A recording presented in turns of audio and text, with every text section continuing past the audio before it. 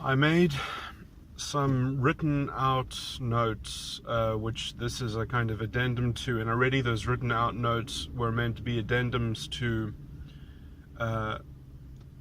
because I've made two recordings that at least go together, which is a summary of politics and sort of political deconstruction, ideological deconstruction and such. Yeah, so these are leftover matters of leftover matters that I've not yet recorded. But yeah, so I'm just following on from the point in my written notes where I'm dealing with kind of the Fanonian ideal scenario of progress, or of a kind of procedure or process, and sort of critiquing that and taking it back to its kind of what I can only follow as its source, as its sort of its primary underpinning,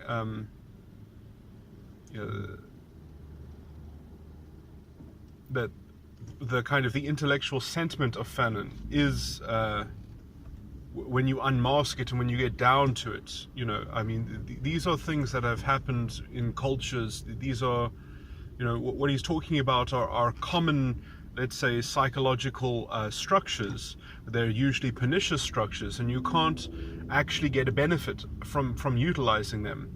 And I was going into China, that sort of China would be the a typical, kind of if you want to see a society that essentially consciously followed the Fanonian rule book and playbook, you get something like China. And I went through all the various problems that essentially there's no benefit. I mean, you get a residue of a kind of a disgusting culture that it's very hard to adapt or evolve or get out of. You get into a kind of narcissistic cul-de-sac, which elevates the worst things within the population, and gives them enough sort of cultural hegemony and tools that you can't really ever escape from that glass-hearted narcissism.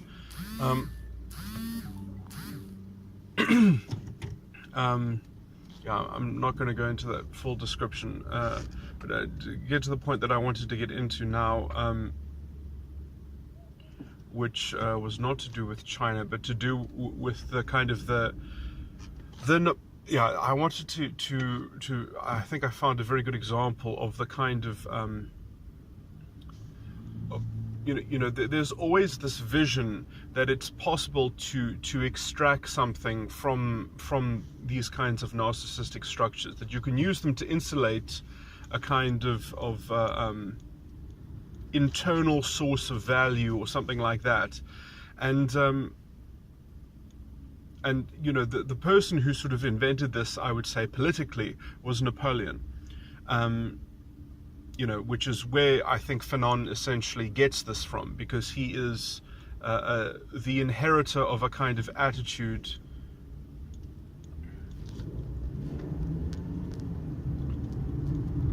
which is historically French. It is a French invention. And I just wanted to point out that although in its rhetoric and its intellectual backbone, or whatever you want to call it, its particular, it can't escape its general investment into, let's say, these problematic tactics and coercive forms of.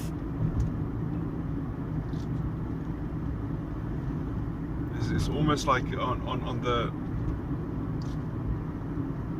You cannot sort of make a Faustian bargain with this element within the kind of, because I would say that within cultures there are psychological segments which are, you know, generally all going to be there in every population group, because, you know, as human beings are human beings, and so, you know, generally cultures have a kind of a particular pantheon, or a kind of you know, they have a power bargain within those different psychological temperaments. You know, there's a kind of you know, somewhat generalizable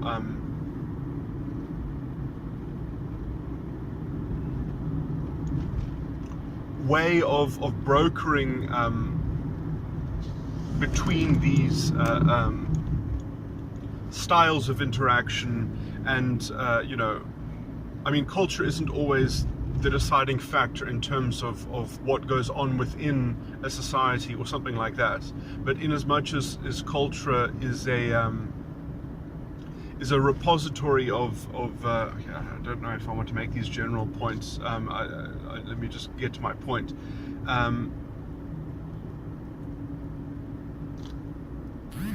Yeah, I've sort of explored that stuff some other time. I don't see the point in repeating it, but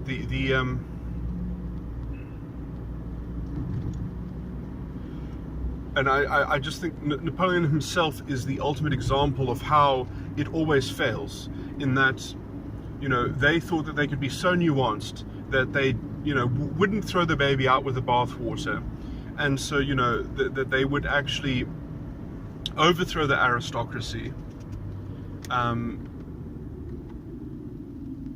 but be so clear about you know, their intellectual structure and stricture,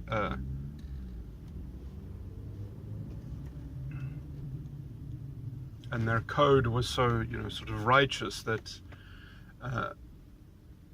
Napoleon had sort of it seemed to make sense in terms of that he had no problem turning himself into an emperor. You know, and I think this, you know, this has to do with the wonderful allegory, essentially, of the Lord of the Rings, with the power rings handed out to the different identities to rule over each individual identity. But there's one ring that binds them all and rules them in this sort of point of darkness, which is that they cannot see it, but they can own. There has to be a one ring, and that one ring, essentially, I mean, as a ring is in almost like a racket of you know. So I mean, a ring of people are people that operate in some sort of closed loop, in some sort of syndicate fashion, and the idea that you can sort of that you can let a whole identity join in that ring, it never works. The ring essentially is always becomes a single human being, and you know, although and then you are as vivified by its power, by how close you are to the concentration of that power, and it is a fiction to believe that it sort of belongs to the identity, and that wears thin very quickly, and the idea that you can sort of use that rhetoric and use that ideology as a kind of way to insulate, you know, just to sustain that is so toxic and poisonous, because essentially you have to become like the Chinese have in their kind of cultural attitude, is that you have to become incredibly racist. You have to have this sort of superficial moral stricture around nationalism that you protect at all costs, you know, and to even get to that, to get away from that, you know, it's almost impossible. It's without causing a complete schism and collapse, because people depend on it for their narcissism, and they need, therefore, a culture that gives them a very clearly defined path in terms of how they can exercise their narcissistic drive. And essentially, you know, in as much as there is a form of benign narcissism, there is no way of expressing that. There's no way of sort of delineating between the two. when you've created this kind of this meta narrative and of groups, which is imprinted on your historically relegated and conditioned sense of self, so you've invested into this sort of group, and all these things will always be fiction. You cannot, it cannot not be a story. It has to be a mythology. It has to become a religious, it has to perform a religious function, and there's no way to get beyond that, because without the zero-sum mechanic, there is, so I mean, this is actually what I wanted to stress in the Napoleonic thing, because, they always try to say, no, we are nuanced, we are sophisticated, we don't just reduce things into a zero-sum. That is why Napoleon, and how that expresses itself is always in the most disgusting decadence, is always that, okay, well, obviously we're not like them, and this is not a zero-sum. We didn't just displace the perpetrator, the evilness of the corrupt old system. So of course we can have an emperor. It always is the excuse, essentially, for a counter-privilege, for an ideological reaction, which is the promotion of a privilege, and the idea is that will always be in equilibrium, and it's just as toxic as the initial thing which they fictionalize into being evil. So the original thing, it's a way to both pathologize successful behavior, but also to vindicate a mode of compensation which is essentially only ever going to be enjoyable by tokens. And so Napoleon is going to be the emperor for us all. That's how that operates, and that we all share in that Napoleonic emperorship, because he is doing it for the French identity. That is how this shit always operates. It can't get away from that. And so, in as much as that it seeks to transcend itself, it does so in terms of the most kind of exploitative, decadent corruption, on almost every level.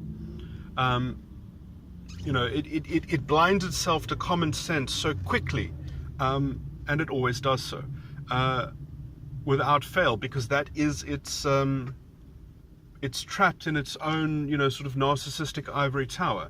It can't get away from it. It's made the Faustian bargain. And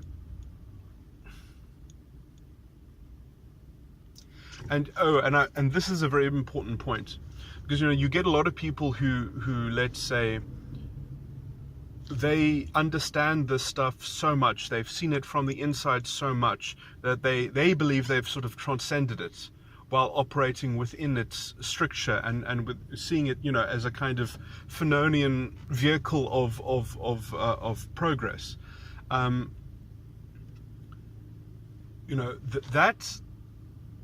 That is itself corruption. That is ideological corruption. I mean, it in that.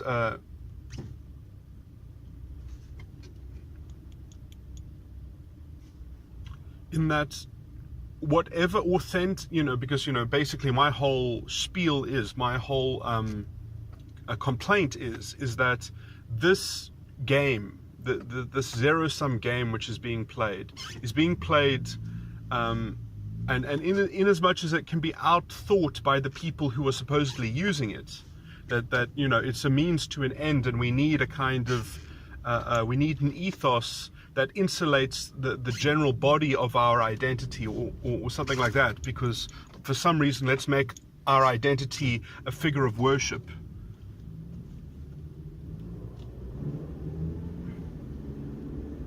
And let's see how well that gets us, which is essentially forces your whole society to worship the beast, because you have to you have to mythologize the collective conditioning, and you have to make the collective conditioning a pervasive conceptual reality. You know, you have to essentially enslave yourself to the slave morality. I mean, that's exactly what it is. It's not even, it is what Nietzsche described. But okay, back to the point. The idea that you can sort of, people have intellectually transcended this from within the belly of the beast.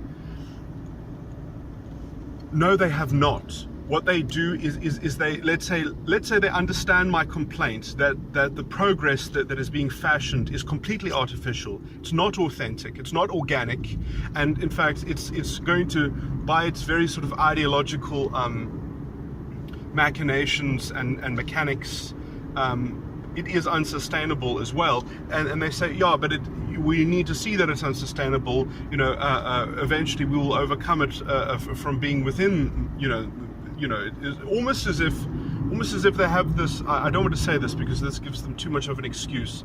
But you know, it's almost as if we needed to see that we could have, for instance, destroyed the South African Constitution, that we could have robbed it of its non-racialism by being, you know, so anti-non-racialist, and then we had the power to corrupt it, and then at the last second, we of our own accord did not go that extra mile, that we just threatened to demolish it all, but we just needed to know that we had the power, essentially, to do so that we could have this kind of internal integrity or some such thing, you know. We needed to be able to get close to seeing ourselves as the perpetrators of a reverse apartheid, as part of a kind of some level of some sort of cathartic, you know, I mean, you know, it's you know, it doesn't. I mean, that doesn't track. I don't think with anyone. It sort of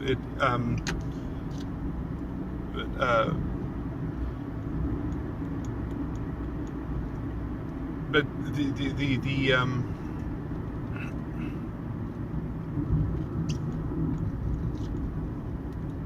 sorry,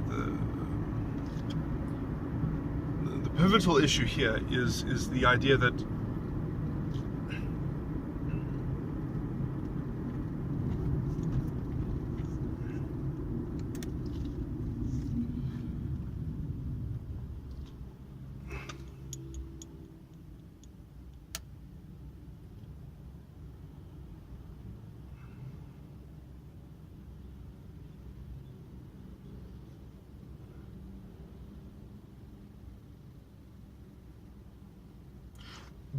that from within this cocoon, you know, that you need the insulation so that you can sort of come out as something different, so that you can sort of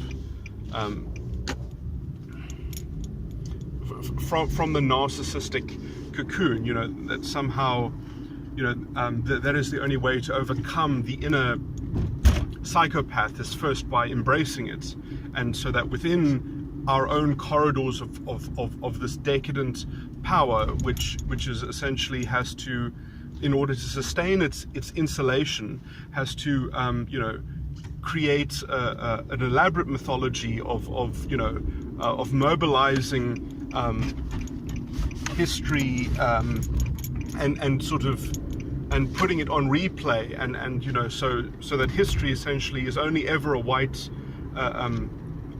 history has a white identity always, you know, as if there is no history in this country of any kind of black accountability or black political self-determinism, you know.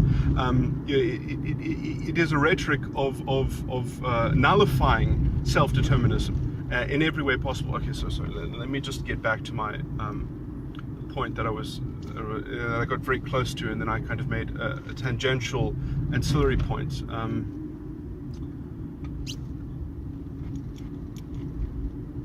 Is the I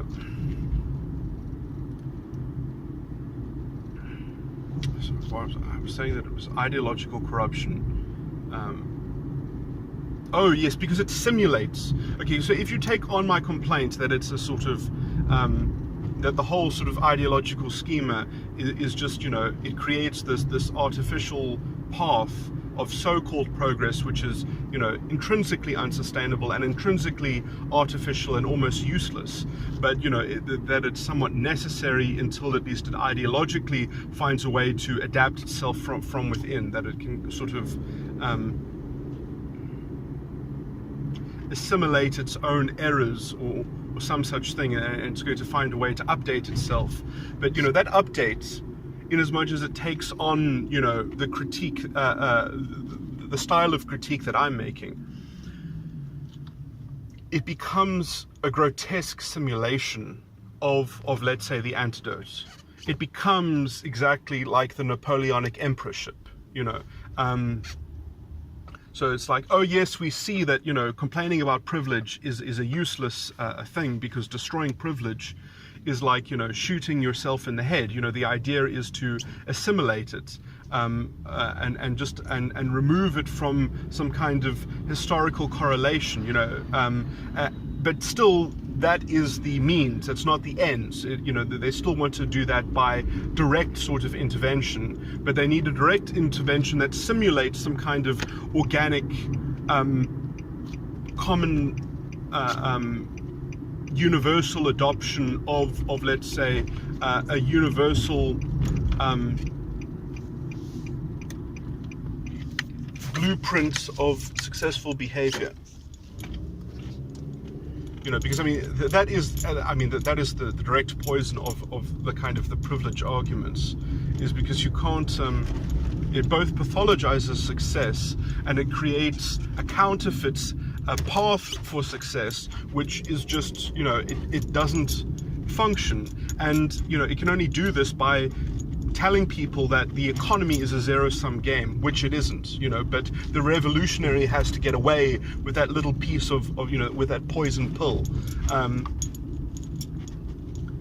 so that they can, you know, provide the demagoguery that infantilizes and gives him the power to invoke the paternalistic solution, you know, and that's the problem, is that the solution will always be concentrated. It will always facilitate tokenism, which will be you know, token rewards and such, which will always be concentrated within some kind of some kind of lottery. At the best case scenario, it'll be a kind of lottery of reward, and it won't be self-propelling, it won't be sustainable by definition, because it will be at the same time, it must counteract privilege. So it must literally be destabilizing to institutional integrity. And they get away with this by basically saying, no, we need to reinvent the notion of integrity.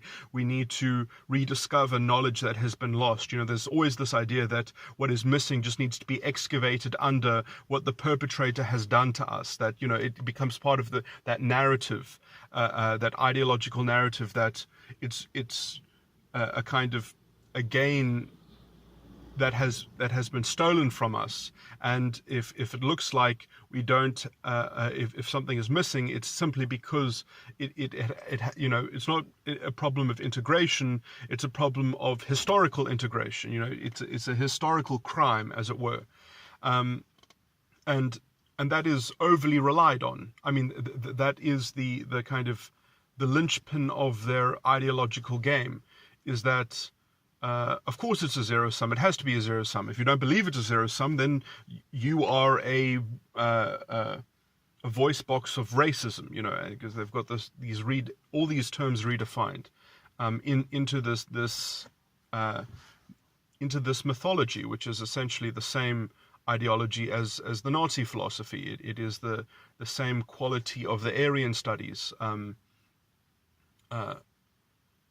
know. And I guess it's funny that people always thought that they knew that Nazis were bad, but, you know, they lap up its philosophy. They just completely absorb its ethos, you know. I mean, like today, I would say, I mean, it might not be the majority, because some people don't understand the nature of this beast, of this kind of narcissistic conditioning, but it's a game that culturally people are willing to get into. They like the idea of being on that kind of that identity team, and getting into an economy of narcissistic supply.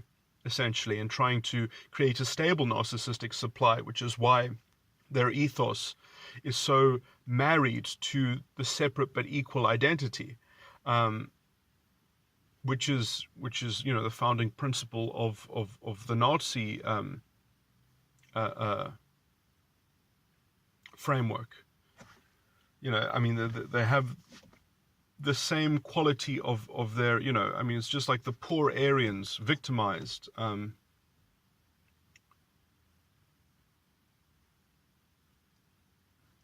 They even, just as the Nazis used women, it's the same thing, that they are the flagship, that it's, we have to almost do it for,